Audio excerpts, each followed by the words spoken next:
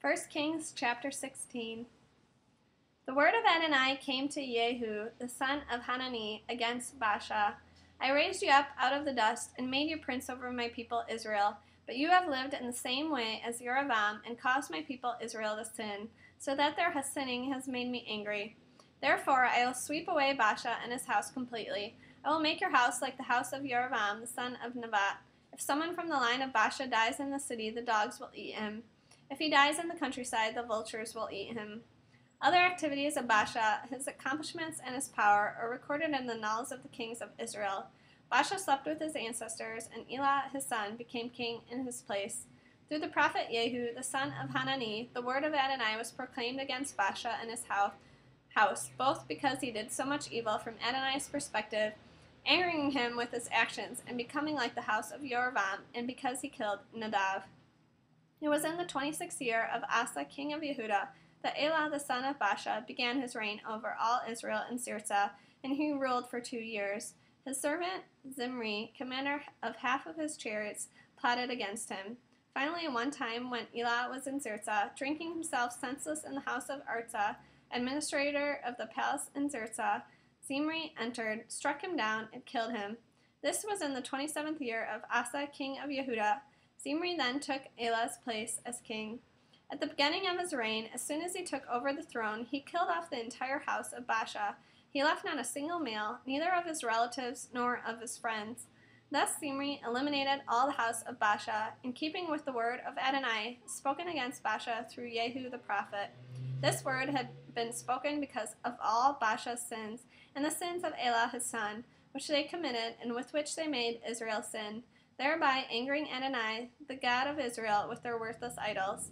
Other activities of Elah and all his accomplishments are recorded in the annals of the kings of Israel. It was in the 27th year of Asa, king of Yehudah, that Zimri ruled for 7 days in Tirzah. At that time, the army was besieging Gibeton, which belonged to the Philistine. The troops in their camp heard it, said that Zimri had plotted and killed the king, whereupon that same day, there in the camp, all Israel made Omri, the commander of the army, king over Israel. Omri and all Israel with him withdrew from Gibeton and besieged Tirzah. When Zimri saw that the city had been captured, he went into the citadel of the royal palace and burned down the royal palace over him, so that he died. This came about because of the sins he committed in doing what was evil from Adonai's perspective, in living as Jeroboam had lived, and in sinning by making Israel sin. Other activities of Zimri and his conspiracy are recorded in the annals of the kings of Israel. At this point, the people of Israel divided into 2 factions.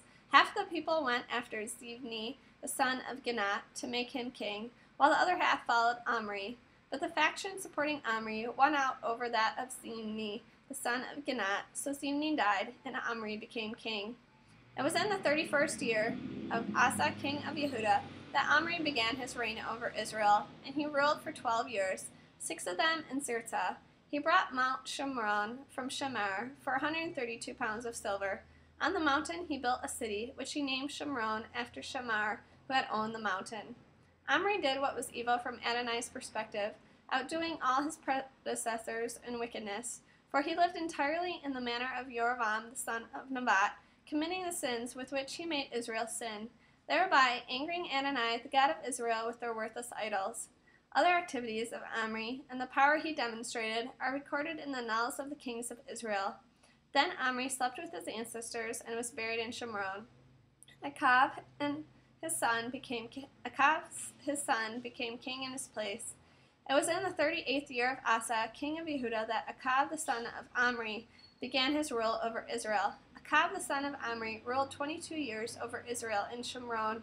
Achab the son of Omri did what was evil from Adonai's perspective, outdoing all his predecessors in wickedness.